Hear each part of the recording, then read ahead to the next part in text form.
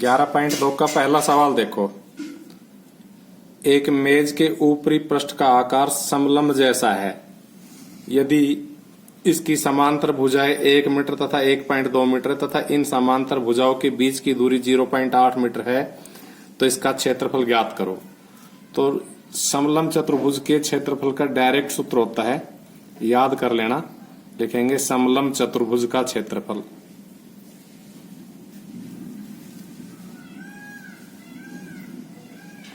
बराबर क्या होता है, 1/2 इंटू समांतर भुजाओं का योग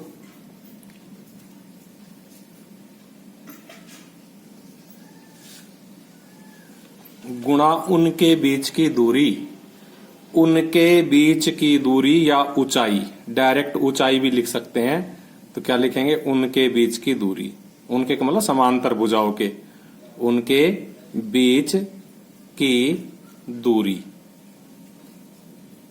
लिखेंगे। इसलिए मेज की सतह का क्षेत्रफल, क्योंकि मेज की सतह है, ऊपरी भाग वो कैसा है, समलंब जैसा है, तो समलंब का क्षेत्रफल का सूत्र लग जाएगा, का क्षेत्रफल बराबर 1/2 समांतर भुजाओं का योग, तो 1 और 1.2 जुड़ जाएगा, 1 + 1.2 गुणा उनके बीच की दूरी तो 0.8। इन सबको कैलकुलेट कर दो। तो देखो 1 में 1.2 जोड़ेंगे तो 2.2 गुणा 0.8। इसको काट दो, 2 1 कम 2, 2 1 कम 2। 11 को 8 से गुणा करेंगे तो 11 8 88 और 1 अंक ये, 1 अंक ये, 2 अंक छोड़ के दशमलव लग जाएगा। तो उस मेज की सतह का क्षेत्रफल कितना आ गया, 0.88 वर्ग मीटर। दूसरा सवाल देखिए, ये हमारा दूसरा सवाल है। क्या है, एक समलंब का क्षेत्रफल 34 वर्ग सेंटीमीटर, यानी कि उल्टा सवाल दे दिया, और ऊंचाई 4 सेंटीमीटर। मैंने कहा था उनके बीच की दूरी कह दो चाहे ऊंचाई कह दो, एक ही बात है। यदि समांतर भुजाओं में से एक की लंबाई 10 सेंटीमीटर है तो दूसरी भुजा की लंबाई ज्ञात कीजिए। तो हम इसके सॉल्यूशन में क्या लिखेंगे, लिखेंगे समलंब का क्षेत्रफल, और वो हमसे दिया हुआ है 34 वर्ग सेंटीमीटर, ये दे रखा। अब समलंब के क्षेत्रफल के नीचे इसका फॉर्मूला लिखेंगे।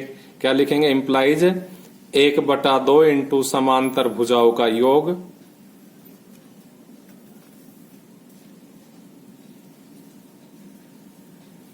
इंटू ऊंचाई बराबर 34। अब इसमें मान रख देंगे 1/2 इंटू समांतर भुजाओं का योग कितना कितना हो जाएगा, एक तो है 10 और दूसरी हमें ज्ञात करनी है, तो 10 प्लस दूसरी भुजा इंटू ऊंचाई कितनी है इसकी, 4 सेंटीमीटर। इसकी ऊंचाई कितनी है, 4 सेंटीमीटर है, तो गुणा 4 बराबर 34। अब इसको कैलकुलेट करेंगे तो देखो ये 2 दूनी 4 बाहर की बाहर कट जाएगा और ये ब्रैकेट यही रह जाएगा। इस ब्रैकेट से 2 गुणा हो रहा है, इसलिए 2 उधर जाके क्या हो जाएगा, भाग हो जाएगा। तो क्या लिखेंगे, 10 प्लस दूसरी भुजा बराबर 34 और ये 2 का जाके भाग लग जाएगा इस 2 का। इस प्रकार से हमारे पास यहां क्या रह जाएगा, दूसरी भुजा, और यहां क्या रह जाएगा, 2 का भाग देंगे तो 17 और ये 10 इधर जाके क्या हो जाएगा, माइनस। इस प्रकार से दूसरी भुजा की लंबाई कितनी आ जाएगी, 7 सेंटीमीटर आ जाएगी। तीसरा सवाल देखो, तीसरा सवाल दिया हुआ है कि इस प्रकार का जो आपको दिखाई दे रहा है, इस आकार का ये एक खेत है समलंब चतुर्भुज के आकार का, और इस खेत का हमें क्या ज्ञात करना है, क्षेत्रफल ज्ञात करना है। तो देखो इसका क्या दे रखा है, बाड़ की लंबाई 120 मीटर दे रखी है, अर्थात इसका परिमाप 120 मीटर दे रखा है। अगर हम परिमाप में से इन तीनों भुजाओं को घटा देंगे तो ए बी आ जाएगी। तो हम क्या लिखेंगे, हम लिखेंगे सॉल्यूशन में कि ए बी बराबर खेत का परिमाप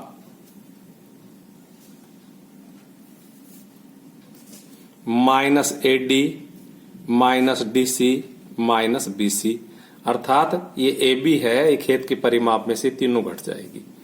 तो बराबर कितने आ जाएगी? खेत का परिमाप हमसे कितना दिया हुआ है? 120। तो 120 माइनस 40 माइनस 17 माइनस 48। तो देखो 120 में से चाहो तो इन तीनों को जोड़ के घटा लो, चाहो एक एक करके घटा लो। जैसे 120 में से 40 गया तो 80, 80 में से 17 गया तो 63, और 63 में से 48 गया तो 15 मीटर। इस प्रकार से AB की लंबाई 15 मीटर आ गई। अब हमारे पास समलंब चतुर्भुज का क्षेत्रफल पूछा, खेत का क्षेत्रफल पूछा है, ये पूछ रखा। तो ये क्योंकि 90 डिग्री का कोण है तो ये समांतर भुजाएं हो गई, और ये इनके बीच की दूरी हो गई ये वाली, जो कि हमने ज्ञात कर लिए 15। तो अब सीधा क्षेत्रफल निकल जाएगा। लिखेंगे अतः खेत का क्षेत्रफल, अतः खेत का क्षेत्रफल बराबर फॉर्मूला लगा देंगे, 1/2 गुणा समांतर भुजाओं का योग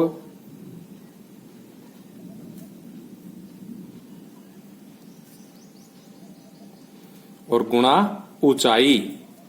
तो इसमें मान रख दो 1/2 समांतर भुजाओं का योग। देखो समांतर भुजाएं है 48 जमा 40, तो क्या आ जाएगा?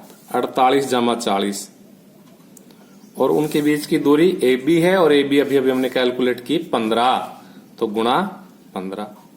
देखो जब 48 में 40 जोड़ेंगे तो 88 आएगा, और गुणा 15। 2 से काट दो, 2 चौको 8, 2 चौको 8, 15 से गुणा कर दो, 15 चौको 60, 15 चौको 60 और 6 66 वर्ग मीटर आंसर। बाकी के सवाल अगली वीडियो में देंगे।